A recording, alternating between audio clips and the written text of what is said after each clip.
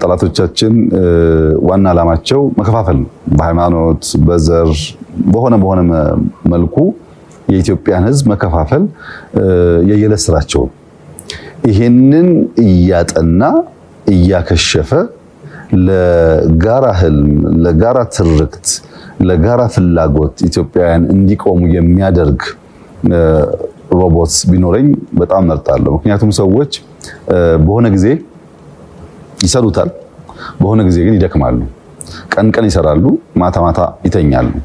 ሮቦት ቀንም ማታም ስለማይተኛ ከየትም ዓለም የሚነሳን ሳይወብስ የሚነሳን አጀንዳ ፍሬሚንግ እየተከታተለ ሊያፈርስ የሚያስችል ብቃት ስላለው ኢትዮጵያውያንን ቢያነቃ፣ ህልማችንን ቢሰበስብ፣ ፍላጎታችንን ቢሰበስብ፣ ከሁሉ በላይ ግን ኢትዮጵያን ለመበልጸግ ትችላለች፣ ይቻላል። ኢትዮጵያ ውስጥ ብልጽግና የሚጨበጥ ነገር ነው፣ የማይቻል ነገር አይደለም የሚለውን እምነት በትውልድ ውስጥ የሚከት ቢሆን በእጅጉ ደስ ይለኛል።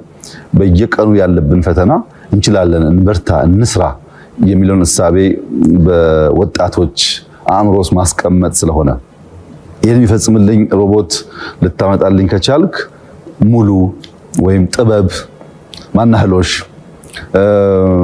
ሚኒስትር ኦፍ ፊውቸር ልለው እችላለሁ።